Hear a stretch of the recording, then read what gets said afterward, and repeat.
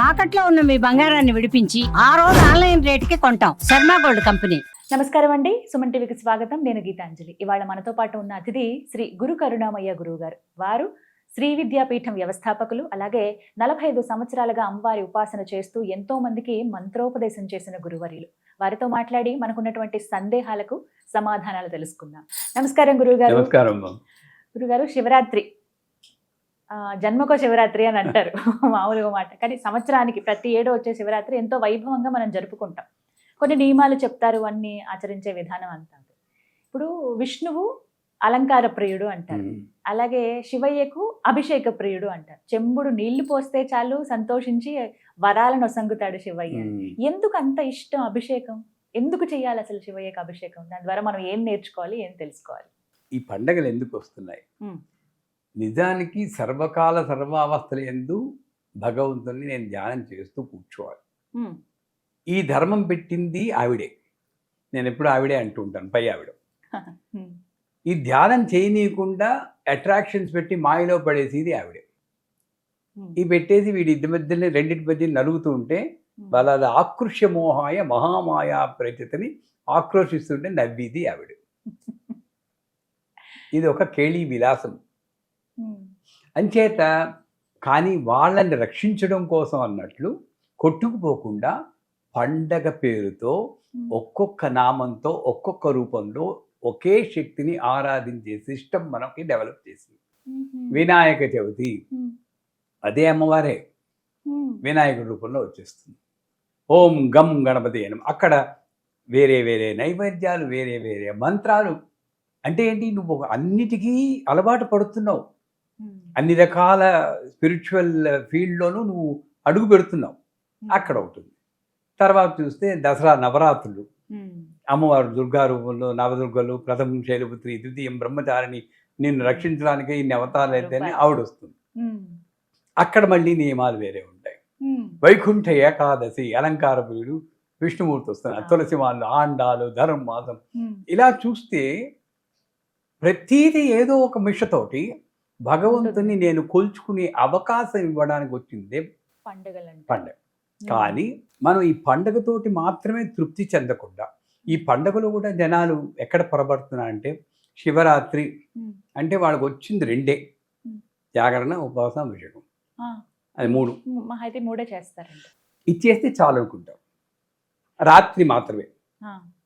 కానీ సత్యనారాయణ పూజ అయినా సరే, ఏ పూజ అయినా సరే, ఆ రోజు మొదలు నుండి చివరి దాకా ఎవరిని కొలుస్తున్నావో ఆ నామం చెప్పుకోమంటుంది శాస్త్రం. అంటే శివరాత్రి అంటే నేను రాత్రి మాత్రమే కళ్ళల్లో ఒత్తులు వేసుకుని మేలుకుంటానని కాదు. ఇంకో విషయం చెప్పాలి, శివరాత్రి మేలుకోవాలని కొంతమంది మహానుభావులు పొద్దున్నే లేటుగా లేస్తారు 10 గంటలకి. రాత్రి పడుకోకూడదు, రాత్రంతా వెలుకుని ఉండాలి జాగరణ అని చెప్పి. ఆ రోజు ఉపవాసం ఉండాలని అంత ముందు రోజు రాత్రి శుభ్రంగా లాగేస్తూ ఉంటారు, కాంపెన్సేషన్ చేస్తూ ఉంటారు. కాదంటే వాస్తవాలు ఇవన్నీ కూడా అంటే నచ్చదు కానీ పచ్చి వాస్తవాలు. సో శాస్త్రం ఏం చెప్తుందంటే, పొద్దున్న సూర్యోదయానికి పూర్వమే నిద్రలేచి పడుక్కునేదాకా, అంటే పడుకోం కాబట్టి శివరాత్రిలో ఎంతవరకు మేలుకుంటాం అంతదాకా పంచాక్షి మంత్రాన్ని జపం చేయమని. ఇంకేం అక్కర్లేదు. భోళాశంకరుడు అని శివుడికి. విష్ణుమూర్తి అలంకార ప్రియుడు. అంటే అలంకార ప్రియుడు అంటే ఊళ్ళో ఉన్న పూల మార్కెట్లో ఉన్న పువ్వులన్నీ కొనుక్కుంది నాకు అలంకారం చేయమని కాదు. అక్కడ స్థితికర్త, బ్రహ్మ సృష్టికర్త. జన్మనిచ్చింది ఆయన, పైన పట్టుకెళ్ళిపోయేది ఈయన శివుడు. ఈ మధ్యలో ఎక్కువ రోజులు మనల్ని కాపాడేది ఎవడు? విష్ణుమూర్తి. ఆ విష్ణుమూర్తి అలంకార ప్రియుడు అన్నారు. నేనేం చేస్తున్నాను? విష్ణుమూర్తి ఒక సెపరేటు, ఆయన అలంకారం చేస్తే నన్ను రక్షణ చేస్తాడు. ఇది నిజమే అవ్వచ్చు. అక్కడితో ఆగిపోయి ఆయనకి మాత్రం చందనాలు పూసేసి దండలు వేసేసి ఆ రోజు మాత్రం ఉంటాం. కానీ నిజానికి విష్ణుమూర్తి అలంకారముడు అంటే మీలాగా అలంకరణ చేసుకుని ఎప్పుడు ఉండడమే విష్ణుమూర్తి అలంకారం. ఇది నేను గ్రహించాలి. అలంకార ప్రియుడు కాబట్టి ఎప్పుడు కూడా నేను ఎప్పుడు ఇలాగే ఉంటాను. నాకు దీంట్లో నీట్గా ఉంటాం. ఇది విష్ణువుకి ఆరాధన చేసింది. ఆయన తృప్తి చెందుతాడు. అలాగే శివుడు భోళాశంకరుడు అంటే చిన్నదాని చివరికి వచ్చాక ఏముంటుందండి, ఇప్పుడు ఈ మధ్య వయసులో నేను అది కావాలి ఇది కావాలంటాం, 70 ఏళ్ళు వచ్చాక ఏముందిలే అని ఆలోచన వచ్చేస్తుంది. ఆ స్థితిలో నేను రక్షించేవాడు శివుడు కాబట్టి ఆయన కూడా అలాగే ఉంటాడు. ఈయన ఓపిక లేని స్థితి ఇది. అంచేత నువ్వు ఒక చుక్క నీళ్లు పోసినా తృప్తి చెందేంటి అంత. అందుకే శివరాత్రి మంచి ప్రశ్న అడిగాడు. శివరాత్రి నాడు పూజ చేసినా జపం చేసినా ఒక చుక్క నీళ్లు పోసినా ఏం వస్తుంది? ఇప్పుడు కలియుగం కదా, నాకేంటి అసలు ఏం అనకుండా చేయాలి? ఎవడు ఏం చేయడు. ఉపయోగం ఏంటి, ఫలితం ఏంటి? ఫలితం ఏంటి అంటే అన్యోన్య దాంపత్యానికి పార్వతీ పరమేశ్వరుడు అంటారు. మిగతా వాళ్ళు కూడా అనకే విష్ణుమూర్తిని తక్కువ చేస్తున్నాను కాదు, మిగతా వాళ్ళు శ్రీ భూలక్ష్మీ సమేత శ్రీ మహావిష్ణు అంటారు, ఉషా పద్మిని ఛాయా సంధ్యా సమేత సూర్యనారాయణ అంటారు, సిద్ధి బుద్ధి సమేత మహాగణపతి అంటారు. ఈ మాత్రం సాంబ సదాశివ అంబ కలిపేసుకున్నాడు. పేరులోనే అంత అన్యోన్యం తీసుకొచ్చుకున్నాడు. అంచేత శివరాత్రి నాడు ఎవరైతే ఓం నమ శివాయ చెప్పి ఒక చుక్క నీళ్లు భక్తితో ఆ నీళ్లు పోసి అభిషేకం అన్నారు, కానీ అభిషేకానికి ఒక క్రమం ఉంది. ధారలా పోయారంటారు, అందుకే ఆయనకి ధారాపాత్ర పెడతారు.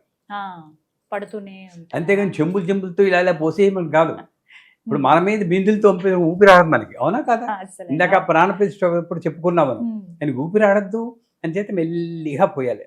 ఈ ధార చూస్తూ నేను దాంతో లీనమవుతూ నేను మంత్రం చెప్పుకోవాలి. ధార అంటే ఫ్లో, క్లీం ఐం హ్రీం క్లీం చాముండాయే విచ్చే పురోగతి, ఫ్లో అభివృద్ధి. ఆ జీవితం అభివృద్ధి చెందడానికి ఈ ధార నేను వీక్షణ ఉపయోగపడుతుంది. దాంతోపాటు ధార అంటే ఇక్కడ నుండి సహస్రారాంబుజారుడా సుధా సారాభివషిణి అని చెప్పి ఇది కూడా, ఈ ధార కూడా మనం రిఫర్ చేసుకుంటాం. అది జరిగిందో లేదో మాత్రం శివుడి అభిషేకం చేసేటప్పుడు పాత్రలు ముఖ్యం. తామ్రాయ చారుణాయ చ అంటే నమకం చమకం అని శివుడికి అభిషేకం చేసేటప్పుడు చదివితే మంచిది. మనం చదవడానికి శక్తి లేదు, రాదు, ఒక యూట్యూబ్ ఆడియో ఏదో పెట్టుకోండి. బోల్డ్ మంది మంచిగా చదివిన వాళ్ళు ఉన్నారు. నేను పెట్టుకుని చెల్లకరే బ్రదర్స్ కర్ణాటకలో నాకు నచ్చింది. అలాగే చాలామంది సామవేదం వారు ఉన్నారు, బోల్డ్ మంది బాగా చదివిన వాళ్ళు ఉన్నారు. పెట్టుకుని అది వింటూ ఆ చమకానికి ఒక అర్థం కూడా చదువుకోండి. మన దగ్గర బోల్డ్ టైం ఉంటుంది, ఎప్పుడైనా సరదాగా ఒకసారి చదువుకోండి. కాపర్, రాగికి ఎరుపు రంగు ఇచ్చిన వాడు కూడా శివుడే. రాగిలో ఎరుపు రంగులా ఉన్నవాడు శివుడు. అంటే ఎంత లోపలికి వచ్చేసాడు జీవితాన్ని చూడండి. అంత లీనమైన కాపర్ గ్లాస్ తీసుకుని, కాపర్ చెంబుతో కలశం అంటారు, ఆ కలశం తీసుకుని దాని నుండి నీళ్లు పోయాలి. ఉత్తి నీళ్లు పోస్తున్నారు. గంగ ఉంటే మరి కాశీకి వెళ్ళినప్పుడు గంగ తెచ్చుకుంటే ఒక చుక్క గంగ నీళ్ళు పోయింది. పోస్తూ నమ్మకం చెప్పుకోవాలి. ఆ నమ్మకంలో శివుడు ఏ ఏ రూపాల్లో ఉన్నాడో, ఎక్కడెక్కడున్నాడో, ఓం నమో భగవతే రుద్రాయ దైవ్యోభిషక్ ప్రథమో దైవ్యోభిషక్ అని 16వ లైన్లోకి వస్తుంది. భిషక్ అంటే వైద్యుడు, అంటే దేవతల వైద్యుడు శివుడు. ఇక్కడ గరళకంఠుడు, ఆయనకి లొంగందే ఉంటుంది, ఆయన తలుచుకుంటే రోగాలు పోతాయి. దేవతల ఫ్యామిలీ డాక్టర్ ఆయన తలుచుకుంటే అంత పవర్ఫుల్ నమ్మకం. అంటే ఆ భిషక్ అన్న పదం మీద కూడా ఫోకస్ చేస్తూ నమ్మకం చెప్పుకుని చేసి చమకం వస్తుంది. తర్వాత చమకం చెంచమే మయచ్చమే ప్రీంచమే నుకామచ్చమే కామచ్చమే సోమనచ్చమే భద్రంచమే శ్రేయచ్చమే భస్తిచ్చమే యశస్సమే భగచ్చమే ద్రవణంచమే ఎంత చెమే చెమే చెమే చెమే అంటే ఈ అని కరెక్టే. ఇక్కడ స్తోత్రం చేసాం కదా, వెంటనే ఈ అని అడుగుతున్నాం. కానీ ఉత్తప్పుడు కూడా అడుగుతున్నాను, నాకు ఏం కావాలో నాకు తెలియక అడుక్కుంటున్నాను. నాకు తెలిసిన 5 ఉద్యోగం, పెళ్ళి, పిల్లలు, డబ్బు, కీర్తి. ఇంకోటి చెప్పండి, వీటి చుట్టే తిరుగుతాం, ఇక్కడే తిరుగుతున్నారు. చమకం చెప్తే ఇవి కాకుండా నాకేం కావాలో చెప్తుంది. శయనంచమే నిద్ర పట్టించిన ఆయన, వీటిలో పడుతున్నాను, నాకు నిద్ర పట్టడం లేదని ట్యాబ్లెట్లు వేసుకుంటాను, స్లీపింగ్ పిల్స్ మెలుస్తున్నాను. కానీ శివుణ్ణి ప్రార్థిస్తే నిద్ర పడుతుందన్న సంగతి మర్చిపోతున్నాను. శయనంచమే సుదినంచమే, పొద్దున లేచి చమకం చదువుకుంటే రోజంతా బాగుండేది చూడు. యద్మశ్చమే, హోమం చేసుకోవాలి ప్రతి ఒక్కడు. ఉమ్, ఏ కాస్ట్ అయినా సరే చిన్న అగ్గిపుల్లైనా వెలిగించి హోమం చేయమన్నారు మా గురువు గారు. ఉమ్, హోమం చేసుకోవడానికి ఆ కర్రలు దొరికేటట్టు సమిధులు, ఆ, బర్హిత్యమే దర్భలు దొరికేటట్టు, ఇవి దొరకపోతే నా ఆధ్యాత్మిక కార్యక్రమాలు నేను చేయలేను. ఉమ్, గర్భాత్యమే, నాకు పిల్లలు కలిగి చూడు. ఉమ్, త్రివత్సత్యమే, 3 పిల్లలైనా ఉండేటట్టు చూడు. ఎంత చెప్పాడండి దాంట్లో. చాలా ఉమ్, అన్ని భామత్యమే, అక్కడ పెళ్లి కావడానికి ఆ భామత్యం, ఒక పిల్లని నేను యోగం చేసుకోవడానికి, నాకు పిల్లని పెళ్లి చేసుకోవడానికి అన్నీ వచ్చేసాయి. ఉమ్. ఎవరికి వారుగా పఠించుకోవచ్చు అండి ఇది. ఉమ్, కానీ ఇక్కడ పెళ్ళైన వాడు మరి ఆడవాళ్ళకి మరి భామత్యం ఏమిటండి, పెళ్ళైన వాడికి మళ్ళీ భామత్యం ఏంటంటే మళ్ళీ ఇంకో పెళ్ళి అవుతుందా అని మీకు అడుగుతారని ముందే చెప్తున్నారు. విజయం భామతో పోలుస్తారు. ఉమ్, ఆధ్యాత్మిక విజయం, ప్రాపంచిక విజయం, ఆ జయాన్ని భామతో పోలుస్తారు. ఉమ్, ఆ భామను నాకి, ఉమ్. పెళ్ళకపోతే ఈ భామను నాకి, పెళ్ళయ్యాక ఆ భామను నాకి. విజయాన్ని ఉమ్, ఆధ్యాత్మికంలో సంసారాన్ని ఎలా నెట్టుకురావాలి, పెళ్ళి కోల పెట్టాను, వచ్చేసింది పెళ్ళి, ఎలా నెట్టుకురావాలి తెలియకపోతే ఎలాగా. ఉమ్, ఆ శక్తిని నేను భామత్యమే అంటున్నాను. ఉమ్, సో ఇలాగా ఎలా చూసినా సరే ఉమ్, అభిషేకంలో ఫోకస్ చేసేయాలి. ఇంకా చెప్పాలి, ఒకసారి మన ఛానల్లోనే చెప్పుకున్నాం ఉంటాం. గురువుగారు. ఈ శివరాత్రి నాడు పాల ప్యాకెట్లు తీసుకొచ్చి శివాలయంలో ఉమ్, ఆ పాల ప్యాకెట్ని పాత్రలో పోయాలన్న జాత కూడా ఉండకుండా ప్యాకెట్లతో అక్కడ కట్ చేయడం, దాన్ని ఇలా పోసేస్తున్నారు. పిండేయడం, అక్కడే పడేయడం చేసి వాళ్ళు ఎంతమంది లేరు. నిజమే. ఉపచారం కన్నా అపచారం అమ్మా. ఉమ్, ఆ శివుడి యొక్క గృహానికి వచ్చి దాన్ని అపవిత్రం చేస్తున్నాం. అలా ఎప్పుడూ చేయకుండా ఉమ్, మీరు పాల ప్యాకెట్ కొంటుంటే దాన్ని ఒక పాత్రలో పోసుకొని పాత్రతోటే చేయండి ఉమ్, అభిషేకం. అప్పుడు చిన్న చుక్క వేసినా చాలే తృప్తి పడిపోదు. బోళాశంకరుడు అన్నాడు. నెక్స్ట్ శివరాత్రి అన్నప్పుడు ఆది మధ్యాంతరహిత అన్నాడు. విష్ణుమూర్తి ఆది కనుక్కోవడానికి వెళ్ళాడు, అంతం కనుక్కోవడం బ్రహ్మ వెళ్ళాడని కథలు చెప్పుకుంటారు. ఉమ్, అది వేరే విషయం. ఇది శివజ్ఞానం అనేది ఆది మధ్యాంతరం. శివజ్ఞాన ప్రదాయిని అంటే శివుడు ఎటువంటి జ్ఞానాన్ని ఇస్తారంటే, మిగతా జ్ఞానాలు ఎన్నైనా చెయ్యండి, ఉమ్, ఇంకా అది తెలుసుకోవాలి ఇది తెలుసుకోవాలనిపిస్తుంది. ఉమ్, ఏ జ్ఞానం నా దగ్గర ఉంటే ఇంక ఏది తెలుసుకోవాల్సిన అవసరం లేదో ఆ జ్ఞానాన్ని ఇచ్చేవాడు శివుడు. ఉమ్, దక్షిణామూర్తి. ద్రష్ట ఉమ్, అంటే నువ్వు విట్నెస్గా ఉండి జ్ఞానాన్ని ఇచ్చేవాడు. ఉమ్, అంతకన్నా ఏం కావాలండి. ప్రతి దాంట్లోనూ దూరుతున్నాం. పొద్దున్న లేచేవంటే ప్రపంచం మీదే పడుతున్నాం. నా గురించి నేను ఆలోచించుకోవట్లేదు. ఉమ్, నా గురించి నేను తిరోధానకరీశ్వరి, ఉమ్, యూటర్న్ తీసుకుని నా గురించి నేను ఆలోచించి చేసే శక్తి ఆవిడైతే ఉమ్, ద్రష్టగా మిగిలే శక్తిని ఇచ్చేవాడు శివుడు. ఉమ్, అందుకే సర్వోపాధి వినిముక్త సదాశివ పతివ్రత అని లలితా సహస్రంలో చెప్పారు. ఉమ్, అన్ని ఉపాధులు వదులుకోవాలట, వదిలిచ్చేస్తుంది ఆవిడ. ఉమ్, పూజలు, వ్రతాలు, హోమాలు ఇవన్నీ ఏదో చెయ్యాలి. ఉమ్, ఇది చేస్తే ఏదో వస్తుంది అన్న భావనతో కానీ, ఉమ్, ఇది చెయ్యాలి అన్న భావనతో కానీ చేయకూడదు. క్యాజువల్గా ఒక ఊపిరి పీల్చినంత ఈజీగా చేసుకుంటూ ఉంటే అప్పుడు అతను శివుడు అవుతాడు. సదాశివ ఎప్పుడు శివుడి కింద ఉంటాడు, అంటే చూస్తూ ఉంటాడు. అటువంటి శివుడికి పతివ్రత ఈవిడ. ఎంత బాగా చెప్తున్నాడు చూడ. అంచేత అటువంటి జ్ఞానాన్ని ఈ లింగోద్భవ కాలంలో ఇస్తాడు. అంచేత ఎవరైనా శివరాత్రి జాగరణ చేయాలంటే ఉమ్, ఓ తెగ ఇబ్బంది ఎవడిపోయి రాత్రింబళ్ళు మేలుకుని కూర్చోమని ఎవరు చెప్పట్లేదు. ఆ, ఓపిక ఉండదు. ఇప్పుడు పెద్దవాడిని నేను, నిద్ర వచ్చేస్తుంది ఒక్కప్పుడు. ఉమ్, నేనేం చేస్తాం, లింగోద్భవ కాలం 12 వరకు ఎలాగా ఏకాదశి రుద్రాభిషేకం చేసుకుంటాం, 2, 3 అవుతుంది. ఆ 12 గంటల వేళ ఉమ్, నాకు ఈ హైదరాబాద్లో చాలా ఏళ్ల క్రితం శర్మగారని ఉండేవారు, ఉమ్, లేరు ఇప్పుడు. ఉమ్, ఆయన ఒకసారి చెప్పారు, సుబ్బారావు గారు ఇక్కడ ఆకాశంలోకి చూడండి ఒకసారి 12 గంటలు అన్నారు. ఆయన దగ్గర నుంచి చూపించారు.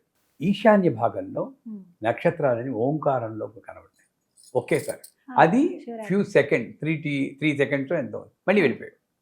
ఆ, తర్వాత ఎన్నో ఏళ్ళు నేను ట్రై చేశాను, అప్పుడు వచ్చుంటాయి, కానీ నేను ఇలా తిప్పేటప్పుడు వెళ్ళిపోతుంది, ఎక్కడుందో నాకు తెలియదు. కనిపెట్టలేకపోతా. ఉమ్, అంత గొప్ప స్థితి. అంచేత ఆ రోజు వరకు, ఉమ్, ఆ రోజు కనీసం 12 గంటల దాకా మేలుకొని, ఎలా మేలుకోవాలి, ఒక టికెట్కి 3 సినిమాలు, పేకాట్లు, టీ తాగడాలు, కళ్ళు ఇంట్లో నూరుకోవడాలు, జరిగేవి చాలా వరకు.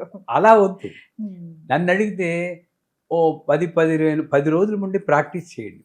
15వ తారీఖు కదా, పోనీ ఈ రోజునే ప్రాక్టీస్ చేయండి. ఏమని, రోజు 9 గంటలకు పడుకుంటే ఈ రోజు నుండి 9:30, 10కి పడుకోవడానికి చూడండి, కొంచెం ప్రయత్నించండి.